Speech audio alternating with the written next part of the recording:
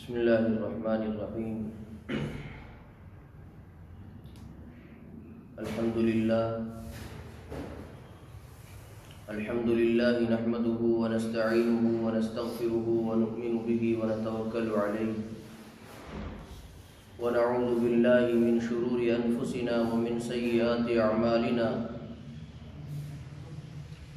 من يهده الله فلا مضل له ومن يضلله فلا هادي له ونشهد أن لا إله إلا الله وحده لا شريك له ونشهد أن سيدنا ومولانا محمدا عبده ورسوله قال الله تبارك وتعالى في كلامه العزيز والفرقان الحميد أعوذ بالله من الشيطان الرجيم بسم الله الرحمن الرحيم الذين يؤمنون بالغيب ويقيمون الصلاة ومما رزقناهم ينفقون وقال النبي صلى الله تعالى عليه وسلم أحب البلاد إلى الله مساجدها أو كما قال النبي صلى الله تعالى عليه وسلم اللهم صل على محمد النبي الأمي وعلى آله وسلم تسلیما۔ میرے معزز بھائیو، بزرگ اور عزیز دوستو، اللہ تبارک و تعالی کا بے انتہا شکر ہے، اس کا احسان ہے کہ اس نے ہمیں آقائے نامدار تاجدار مدینہ سرکار دو عالم صلی اللہ علیہ وسلم کی امت میں پیدا فرمایا۔ اللہ کے نبی صلی اللہ علیہ وسلم کے ہم پر بے شمار احسانات ہیں۔ اللہ کے نبی صلی اللہ علیہ وسلم نے قرآن کریم اللہ رب العزت سے لیا اور امت محمدیہ کو عطا کیا ہے۔ نماز اللہ رب العزت سے لی اور امت محمدیہ کو عطا کی۔ روزہ اللہ رب العزت سے لیا، امت کو عطا کیا۔ زکوٰۃ کے حقوق اور زکوٰۃ کے طرائق اور زکوٰۃ ادا کرنے کی فرضیت اللہ رب العزت نے حکم دیا، پیارے پیغمبر صلی اللہ علیہ وسلم نے یہ حکم امت تک پہنچایا۔ اللہ رب العزت کے نبی صلی اللہ علیہ وسلم جب دنیا میں تشریف لائے تو اللہ کے نبی صلی اللہ علیہ وسلم تنہا تھے۔ اسلام میں کوئی دوسرا ان کا ساتھی نہیں تھا۔ ابتدا میں اللہ کے نبی صلی اللہ علیہ وسلم تشکیل کرتے گئے، سمجھاتے گئے لوگوں کو، اور لوگ اللہ کے نبی صلی اللہ علیہ وسلم کی تعلیم کو سمجھتے رہے۔ پھر ایک وقت آیا کہ جوق در جوق لوگ اسلام میں داخل ہوتے گئے اور اللہ کے نبی صلی اللہ علیہ وسلم سے محبت کرنے لگے، اللہ کے نبی صلی اللہ علیہ وسلم سے پیار کرنے لگے، اللہ کے نبی صلی اللہ علیہ وسلم سے ایسا عشق کیا، ایسی محبت کی کہ اگر اللہ کے نبی صلی اللہ علیہ وسلم کے خلاف کسی نے زبان کھولی تو فاروق اعظم رضی اللہ تعالیٰ عنہ کی تلوار نے اس کا فیصلہ کیا۔ اللہ کے نبی صلی اللہ علیہ وسلم سے ایسی محبت کی کہ جس کسی نے بھی اللہ کے نبی کے خلاف کوئی الفاظ کہے، حضرات صحابہ کرام رضوان اللہ علیہم اجمعین کی تلوار، ان کی شمشیر ان مخالفین کے خلاف حرکت میں آئی۔ تو بہرحال حضرات صحابہ کرام رضوان اللہ علیہم اجمعین کا اللہ کے نبی صلی اللہ علیہ وسلم سے محبت کرنا، اللہ کے نبی سے پیار کرنا، اللہ کے نبی صلی اللہ علیہ وسلم کے ایک فرمان پر اپنی جان، اپنا مال اور سب کچھ قربان کر دینا، یہ حضرات صحابہ کرام رضوان اللہ علیہم اجمعین کا خاص وصف رہا ہے۔ قرآن کریم کی سورۃ البقرہ کی آیت ابتدا میں نے پڑھی، الذین یؤمنون بالغیب۔ قرآن کریم نے واضح طور پر ہمیں سمجھایا قرآن کریم نے تعلیم دی کہ مومنین وہ لوگ ہوتے ہیں بالغیب جو غیب پر بھی ایمان رکھتے ہیں، صرف حاضر پر نہیں، جو غیب پر بھی ایمان رکھتے ہیں۔ وَيُقِيمُونَ الصَّلَاةَ نماز قائم کرتے ہیں۔ وَمِمَّا رَزَقْنَاهُمْ يُنْفِقُونَ اور جو کچھ بھی اللہ تعالیٰ نے ان کو دیا ہوتا ہے وہ اس میں سے اللہ کی راہ میں خرچ کرتے ہیں۔ مومنین کا وصف ہے، اور قرآن کریم نے جا بجا حکم دیا، یا ایھا الذین آمنوا انفقوا مما رزقناکم، اے ایمان والو اللہ تعالیٰ نے تمہیں جو بھی کچھ دیا ہے، تمہارا مال جو ہے وہ تمہارا نہیں ہے، تمہاری خود کی جان یہ تمہاری نہیں ہے، یہ جو بھی کچھ اللہ تعالیٰ نے تمہیں دیا ہے یہ سارا کا سارا اللہ کا ہے، اور اس میں سے اللہ کی راہ میں تمہیں خرچ کرنا ہے۔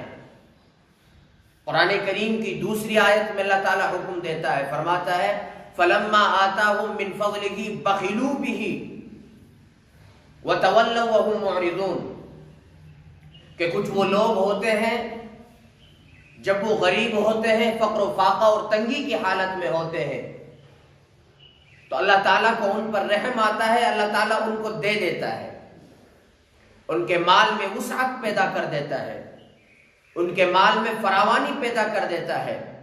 لیکن جب اللہ کی راہ میں خرچ کرنے کی باری آتی ہے، اللہ کی راہ میں خرچ کرنے کی جب باری آتی ہے تو پھر وہ بخل کرتے ہیں، کنجوسیاں کرتے ہیں۔ تو قرآن کریم نے ہمیں بڑے واضح الفاظ میں سمجھایا، قرآن کریم نے ہمیں بالکل صاف صاف لفظوں میں سمجھایا کہ دیکھو یہ سارا کا سارا مال تمہارا نہیں ہے، یہ جان تمہاری نہیں ہے۔ قرآن کریم میں اللہ تعالیٰ نے سمجھایا ان اللہ اشتری من المؤمنین انفسهم واموالهم، اللہ تعالیٰ نے خرید لیا ہے، ہم اللہ تعالیٰ کے زر خرید ہیں،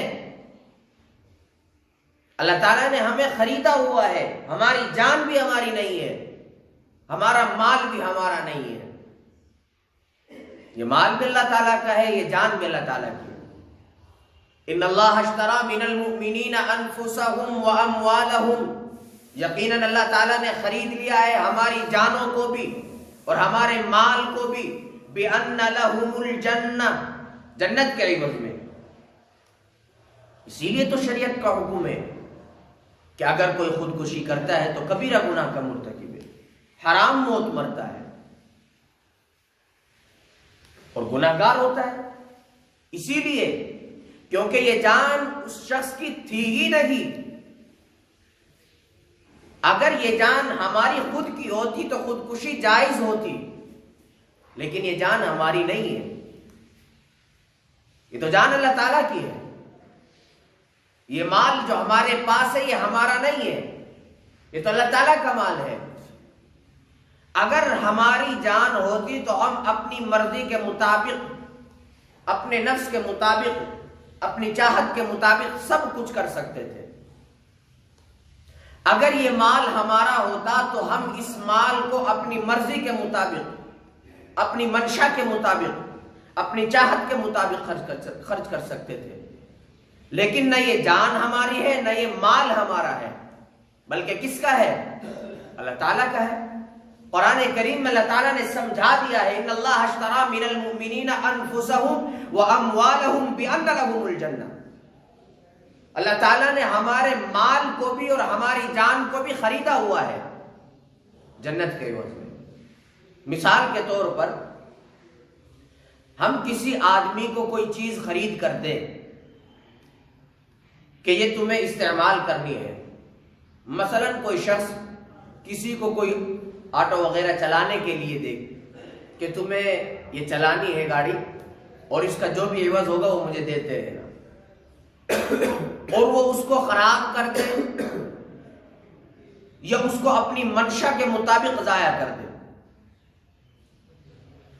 تو وہ ایسا کرے گا تو وہ مجرم کہلائے گا، اس لیے کہ وہ گاڑی اس کی اپنی ذاتی نہیں تھی، اس گاڑی کا حقیقی ذمہ دار کوئی اور تھا جس نے اس کو دیا تھا۔ اور جب وہ گاڑی کا ذمہ دار اس کو ضائع کرنے کا حکم دے گا یا اس کو ختم کرنے کا حکم دے گا تبھی کر سکتا ہے، اس وقت تک اسے اختیار نہیں ہے کہ وہ اس کی اجازت کے بغیر اس گاڑی کو ٹس سے مس کرے، اس لیے کہ وہ تو اس کی تھی ہی نہیں، اصل مالک تو اس کا کوئی اور ہے۔ اسی طریقے سے یہ جو جان اللہ تعالیٰ نے ہمیں دی ہے یہ ہماری ہے ہی نہیں، یہ تو اللہ تعالیٰ کی ہے۔ یہ مال جو ہمارے پاس ہے یہ ہمارا ہے ہی نہیں، یہ تو اللہ تعالیٰ کا ہے۔ اللہ تعالیٰ نے ہم پر رحم کیا، فضل کیا تو ہمیں مال کا مالک بنا دیا، یہ جان ہمیں دے دی اور کچھ وقت کے لیے اختیارات دے دیے۔ ہم اپنی مرضی کے مطابق، اپنی منشا کے مطابق ہاتھ و پاؤں چلا رہے ہیں، اس کا مطلب یہ نہیں ہے کہ صاحب ہم اس جان کے مالک ہو گئے اور جیسا چاہے ہم کرتے رہے، اس کا ہرگز یہ مطلب نہیں ہے، بلکہ یہ جان بھی اللہ تعالیٰ کی ہے، یہ مال بھی اللہ تعالیٰ کا ہے۔ اور مشہور واقعہ ہے، اللہ کے نبی صلی اللہ علیہ وسلم نے اس واقعے کو ذکر فرمایا ہے۔ بنی اسرائیل میں 3 آدمی تھے، ان میں سے ایک کوڑی تھا، کوڑ کا مریض تھا، اور اس مرض کی بنیاد پر اس کے جسم پر سفید داغ ہو گئے تھے، جسے برس کا مرض کہا جاتا ہے۔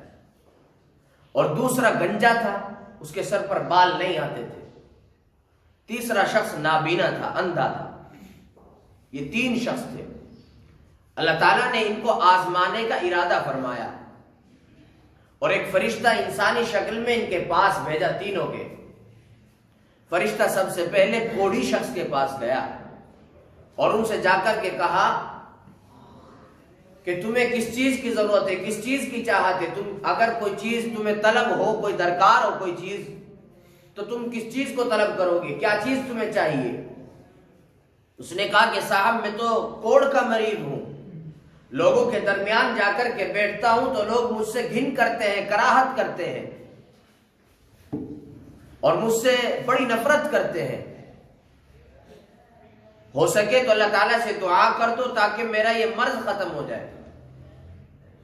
فرشتے نے اس کے جسم پر ہاتھ پھرایا، اس کا جسم بالکل صحیح سلامت ہو گیا، اچھی چمڑی کا مالک ہو گیا، اچھی جلد اس کے جسم پر آ گئی، خوبصورت جلد۔ پھر اس کے بعد میں فرشتے نے پوچھا کہ اب کوئی اور منشا ہے؟ اس نے کہا کہ میں اونٹ پالنا چاہتا ہوں۔ تو فرشتے نے ایک حاملہ اونٹنی اس کو دے دی جو حاملہ تھی۔ پھر اس کے بعد میں وہ فرشتہ اس گنجے آدمی کے پاس گیا جس کے سر پر بال نہیں آتے تھے، ان سے پوچھا کہ تمہاری کیا منشا ہے، کیا چاہت ہے؟ اس نے کہا کہ میرے سر پر بال نہیں آتے ہیں اور اس بنا پر لوگ مجھ سے بڑی مذاق کرتے ہیں، مجھ پر ہنستے ہیں اور مجھے برا لگتا ہے، آپ دعا کر دیجئے تاکہ میرے سر پر بال آ جائے۔ چنانچہ فرشتے نے اس کے سر پر ہاتھ پھرایا، اس کے سر پر بال آ گئے۔ پھر اس سے پوچھا کہ تمہاری کیا منشا ہے مالیت کے اعتبار سے؟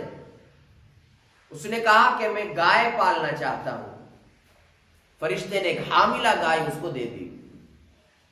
پھر تیسرے شخص کے پاس گیا جو نابینا تھا اور اس سے پوچھا کہ کیا منشا ہے تمہاری؟ اس نے کہا کہ صاحب مجھے تو معلوم ہی نہیں یہ دنیا کیسی ہے، میرے لیے تو دن بھی ایسا ہی ہے، رات بھی اسی طریقے سے ہے، مجھے نہیں معلوم دنیا میں کیا چل رہا ہے، اگر آپ میری بینائی واپس کر دے یا میری بینائی کے لیے اللہ تعالیٰ سے دعا کرتے تو میرے لیے تو بڑا اچھا مسئلہ ہو جائے گا۔ تو پھر فرشتے نے اس کی آنکھوں پر ہاتھ پھرایا، اللہ کے فضل سے اس کو آنکھ واپس آ گئی، بینائی واپس آ گئی۔ تو اس سے مالیت کے اعتبار سے سوال کیا، اس نے کہا کہ مجھے بکریاں پالنی ہے۔ فرشتے نے ایک حاملہ بکری اس کو دے دی۔ لکھا ہے روایتوں کے اندر کچھ ہی دنوں کے اندر اچھا خاصا ریوڑ ان 3 آدمیوں کے پاس ہو گیا۔ الغرض یہ سمجھ لیجئے آج کے دور کے اعتبار سے کہ روزانہ کی بنیاد پر کروڑوں کے مالک ہو گئے، اتنا اچھا بزنس ان کا ہوا۔ اور پھر جب ان کی خوب اچھی طریقے سے فراوانی ہو گئی اور خوب اچھے مال کے وہ مالک بن گئے تو پھر اللہ تعالیٰ نے ان کو آزمانے کا ارادہ کیا، آزمانا چاہا، اور پھر اسی فرشتے کو ان کے پاس بھیجا۔ وہ سب سے پہلے اسی کوڑی مریض کے پاس گیا اب تو وہ خوب مال کا مالک بن چکا تھا، کئی میل کے فاصلے تک اس کے اونٹ کھڑے ہونے لگے تھے، اور اس سے پوچھا کہ صاحب آپ ایک زمانے میں کوڑ کے مریض ہوا کرتے تھے اور آپ مفلس تھے، غریب تھے، آپ کے پاس کچھ بھی نہیں تھا، میں مسافر ہوں، میری ضرورت کے لیے مجھے کچھ مال دے دیجئے تاکہ میں اپنے مقام تک پہنچ جاؤں۔ اس کوڑ کے مریض نے کہا کہ نہیں نہیں، میں تو آبا و اجداد کے زمانے سے رئیس ہوں، اور میرے باپ دادا بھی اونٹ کے مالک ہوا کرتے تھے، میں تو کوڑ کا مریض نہیں تھا۔ انکار کر دیا، جھٹلا دیا۔ یہ جو مال کی دھن ہوتی ہے نا، جب یہ انسان کے دل و دماغ پر چھا جاتی ہے تو یہ اپنوں کو بھی بھلا دیتی ہے، حقیقی بھائی کو بھی بیگانہ بنا دیتی ہے۔ اور ایسا بھی دور آتا ہے، ایسا بھی زمانہ آتا ہے کہ اگر ایک بھائی دوسرے بھائی کے ساتھ لڑ جاتا ہے تو پھر کورٹ کچہری تک بات چلی جاتی ہے، اس مال کی بنیاد پر، زمین کے ٹکڑوں کی بنیاد پر بھائی بھائی کا قتل کر رہا ہوتا ہے۔ یہ مال کی دھن ایسی دھن ہوتی ہے۔ تو لہذا اس نے انکار کر دیا کہ نہیں نہیں، میں کبھی کوڑ کا مریض نہیں تھا، اور میرے پاس تو آبا و اجداد کے زمانے سے مال ہے، اور میں جغاز مال کا پہلے سے مالک ہوں، رئیس زادہ ہوں۔ فرشتے نے کہا کہ اگر ایسا ہی ہے تو اللہ تعالیٰ تجھے اسی حالت میں کر دے جس حالت میں تو پہلے تھا۔ چنانچہ اس کا مال بھی ختم اور وہ پھر کوڑ کا مریض ہو گیا۔ پھر اس کے بعد میں فرشتہ اس دوسرے شخص کے پاس گیا جو گنجا تھا، اور وہی سوال دہرائے کہ آپ پہلے گنجے ہوا کرتے تھے، سر پر بال نہیں آتے تھے، اور آپ کے پاس کھانے پینے کے لیے بھی کوئی زیادہ فراوانی نہیں ہوتی تھی، غریب اور مفلس تھے تم۔ اس نے کہا کہ نہیں، میں تو مریض نہیں تھا گنجے پن کا، اور میرے پاس مال کی بھی فراوانی خوب تھی، اور میں تو آبا و اجداد کے زمانے سے مال کا مالک ہوں اس کا، اور لہذا ایسا کچھ بھی نہیں ہے، انکار کر دیا۔ تو فرشتے نے کہا کہ اگر یہی بات ہے تو اللہ تعالیٰ تمہیں ایسا ہی کر دے جس حالت میں تم پہلے تھے۔ تو اس کے گائے کا ریوڑ وہ سارا ختم ہو گیا، اور وہ پھر اسی طریقے سے گنج پن کے حالت میں آ گیا۔ پھر اس کے بعد میں تیسرے شخص کے پاس جو نابینا تھا، وہ فرشتہ گیا، اور جانے کے بعد میں اس نے کہا کہ آپ پہلے نابینا ہوا کرتے تھے، آنکھوں کی بینائی آپ کی نہیں تھی، اور کھانے پینے کے اعتبار سے بھی آپ کے پاس کوئی فراوانی نہیں تھی، مفلس اور نادار ہوا کرتے تھے آپ، اور میں مسافر ہوں، مجھے ایک مقام تک جانا ہے، مجھے کچھ ضرورت ہے، آپ ایک آدھ بکری مجھے دے دے تاکہ میں اپنے مقام تک پہنچ جاؤں اس کو فروخت کر کے۔ اللہ اکبر۔ کچھ ایسے بھی لوگ ہوتے ہیں جن کو اللہ تعالیٰ مال دے دیتا ہے تو اللہ تعالیٰ کی رحمت کو بھولتے نہیں، وہ حقیقی غنی آدمی کہلاتے ہیں۔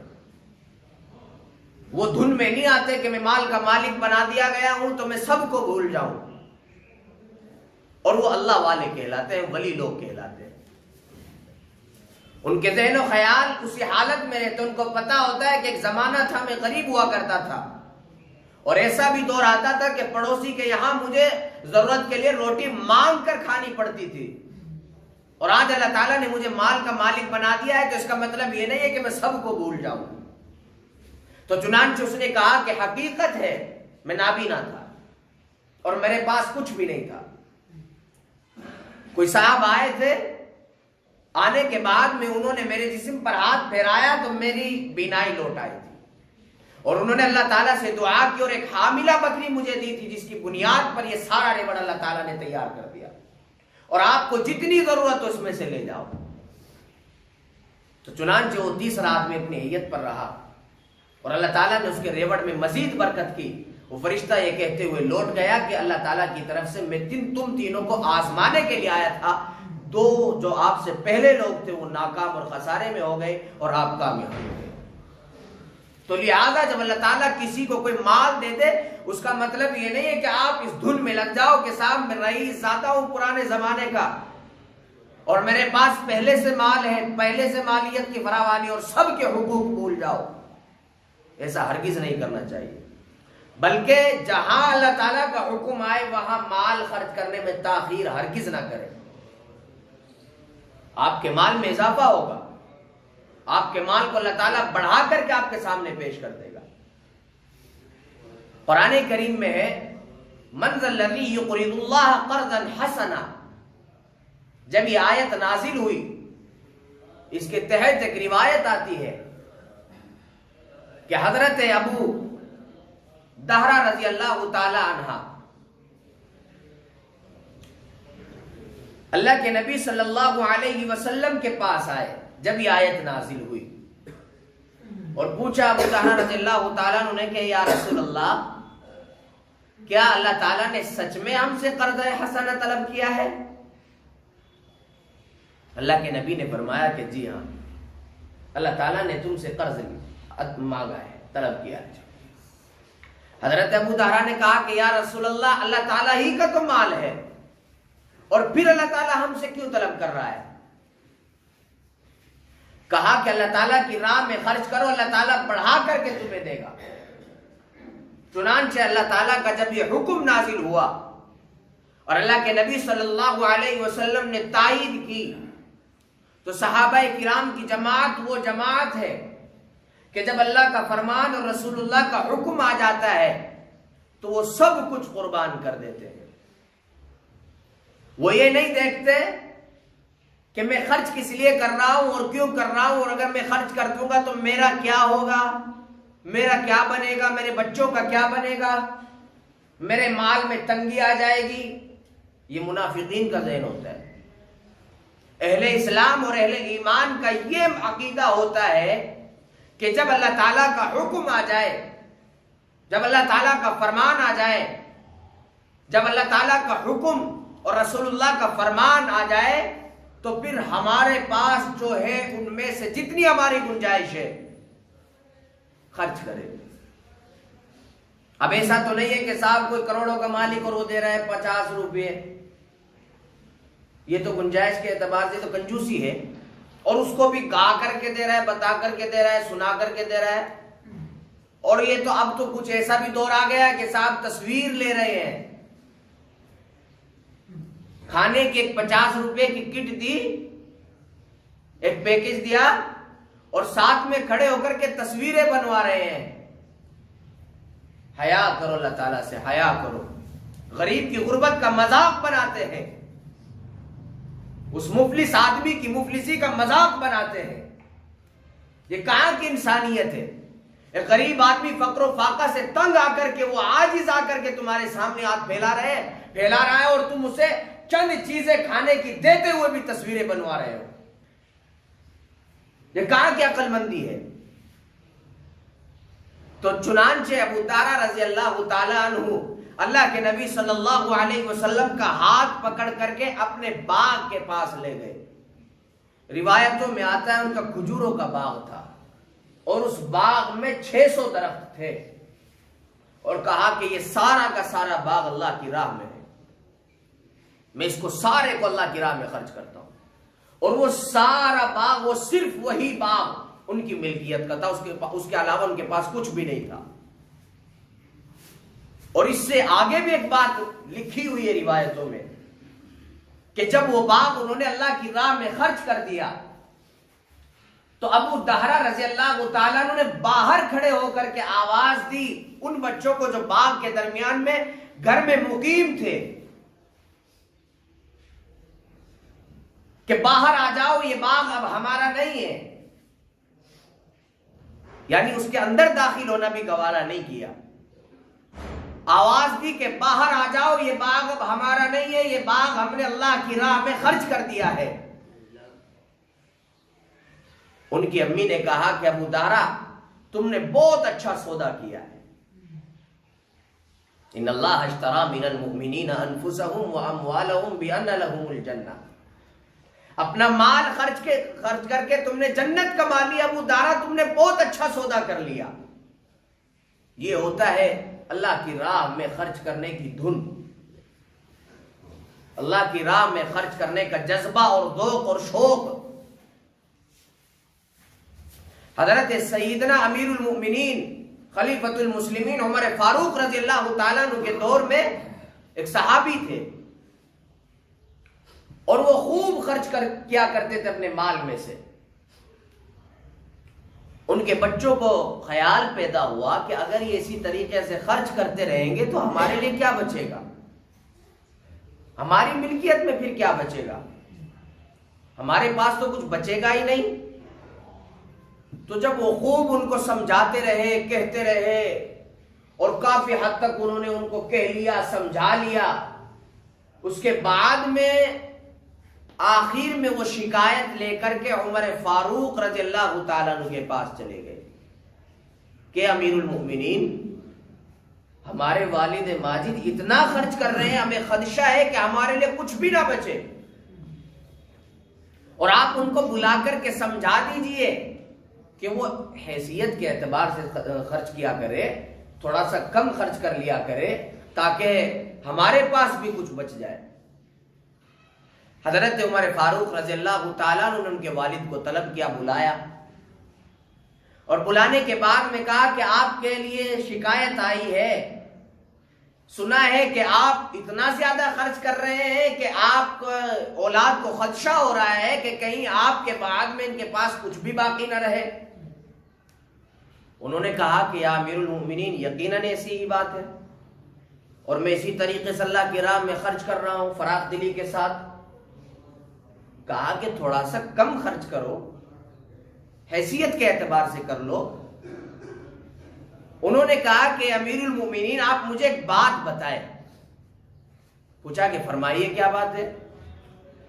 انہوں نے پوچھا کہ امیر المؤمنین، اگر کوئی شخص مدینہ المنورہ سے کہیں اور شفٹ ہونے والا ہو، جگہ منتقل کرنے والا ہو، مثال کے طور پر کوئی سونی پت کا باشندہ ہے اور اسے یہاں سے منتقل ہو کر کے کسی دوسرے شہر میں جانا ہے، تو بتائیے وہ سونی پت میں کچھ چھوڑے گا؟ اپنا چھوڑے گا؟ کچھ بھی نہیں چھوڑے گا۔ تو اسی طریقے سے انہوں نے سوال کیا کہ اے امیر المؤمنین، اگر کوئی شخص مدینہ المنورہ سے شفٹ ہونے والا ہے، دوسری جگہ منتقل ہونے والا ہے، دوسرے شہر میں جا کر کے بسنے والا ہے، یا دوسرے علاقے میں جا کر کے بسنے والا ہے، تو کیا وہ مدینہ المنورہ میں کچھ چھوڑے گا؟ انہوں نے کہا کہ نہیں، کچھ بھی نہیں چھوڑے گا۔ تو کہا کہ امیر المؤمنین، میں یہ مال خرچ کر کے مرنے کے بعد کی دنیا کے لیے شفٹ کر رہا ہوں، اس لیے کہ اس دنیا کا کچھ علم نہیں یہ کب ختم ہو جائے، میں یہاں سے مال اٹھا کر کے وہاں پہنچا رہا ہوں، یہ مال وہاں میرے کام آ جائے گا۔ یہ ہوتا ہے جذبہ اور ذوق، اور عقل مندی بھی یہی ہے۔ عقل مندی بھی یہی ہے کہ آپ اللہ کی راہ میں اپنے ہاتھ سے خرچ کریں۔ اور میرا تو یہ کہنا ہے کہ آج کا زمانہ ایسا دور آ گیا ہے کہ آپ اگر مر رہے ہیں، آپ کے مرنے کے بعد میں آپ کی قبر پر جھانکنے والا بھی کوئی نہیں ہوگا، صاحب آپ کی اولاد بھی نہیں ہوگی، فاتحہ پڑھنے والا بھی نہیں ہوگا۔ اولاد کو تو قرآن پڑھایا نہیں، ثواب کی کچھ امید مت رکھنا، جو کرتے ہو خود کر کے چلے جاؤ بس، اور جب یہ اطمینان ہو جائے کہ ہاں ہم نے خوب کر لیا ہے، اللہ کی راہ میں خوب خرچ کر لیا ہے، خوب اعمال صالحہ کر لیے ہیں، تو پھر مطمئن ہو جانا۔ ورنہ تو اس سے پہلے خوب اعمال صالحہ کرتے رہو، اللہ کی راہ میں جتنا خرچ کرنے کا حکم دیا کرتے رہو، ورنہ تو یاد رکھنا مرنے کے بعد چند دنوں کا کچھ جو ہے غم کا ماحول ہوتا ہے، اس کے بعد سب اپنے کام میں لگے ہوتے ہیں، کسی کا کوئی کام نہیں رکتا، اور مرنے والے کی قبر پر کوئی جھانکتا بھی نہیں کہ اس کی قبر کا عالم کیا ہو رہا ہوتا ہے، یہاں تک کہ دور رہتے ہوئے بھی فاتحہ خوانی پڑھنے والا نہیں ہوتا، قرآن کریم کی کچھ آیتیں پڑھ کر کے اسے ثواب بھیجنے والے بھی نہیں ہوتے۔ یہ کہنا ہے کہ توقع مت رکھو کسی پر، بھروسہ مت کرو کہ اگر میں مر جاؤں گا تو میری اولاد مجھ پر ثواب بھیج دے گی، ایسا کچھ نہیں ہے۔ خود جو کرنا ہے کر کے چلے جاؤ، نفلیں جتنی پڑھنی ہے خود پڑھ کے چلے جاؤ۔ اور اللہ کی راہ میں خرچ کرنے کی ایک آخری مثال آپ کے سامنے پیش کر رہا ہوں کہ اللہ کی راہ میں مال خرچ کرنا ایسا ہے گویا کہ کوئی جو پہلے زمانے میں جو کنواں ہوتا تھا نا پانی کا، اس میں سے ڈول ڈال کر کے لوگ پانی نکالتے تھے، جب تک اس کا استعمال ہوتا تھا، لوگ اس سے پانی نکالتے تھے، اللہ تعالیٰ اس میں بہترین اور پاکیزہ اور خوشبودار اور میٹھا پانی اس میں اللہ تعالیٰ بنا دیا کرتا تھا۔ اور جب اس کا استعمال بند ہو گیا، آج آپ کسی کنویں میں جا کر کے دیکھو، کسی کنویں میں آپ کو پانی نہیں ملے گا۔ اگر کسی میں ٹھہرا ہوا پانی بھی ملے گا تو وہ بدبودار ملے گا، گندا پانی ملے گا۔ وجہ کیونکہ اس سے پانی نکلنا بند ہو چکا ہے۔ تو جب تک ہم اللہ کی راہ میں خرچ کرتے رہیں گے، ہمارے مال میں برکت بھی ہوتی رہے گی، اضافہ بھی ہوتا رہے گا، اللہ تعالیٰ خوش ہوتا رہے گا۔ اور جب ہم ہاتھ اپنا روک لیں گے اللہ تعالیٰ کی راہ میں خرچ کرنے سے، تو یاد رکھیے کہ آپ کا مال بھی روک دیا جائے گا، اور وہ مال قابل نفع نہیں ہوگا، قابل ہلاکت ہوگا، بربادی کا سبب بن جائے گا۔ آخرت میں پھر وہ سانپ کی شکل میں آ کر کے ہمیں ڈستا رہے گا۔ تو اس لیے سبھی حضرات مکمل طریقے سے عزم اور یقین اور عزم مصمم کرے کہ اللہ کی راہ میں جب جب خرچ کرنے کی باری آتی ہے تو ہم کھل کر کے فراغ دلی کے ساتھ اللہ تعالیٰ کی راہ میں خرچ کریں گے۔ اور ایک اعلان ذہن نشین فرما لیں کہ باہر جو جمعے کے روز بائک وغیرہ ہم کھڑی کرتے ہیں تو ایک ترتیب سے کھڑی کیا کریں، راستے میں کھڑی مت کیا کریں، یعنی ایسا نہ ہو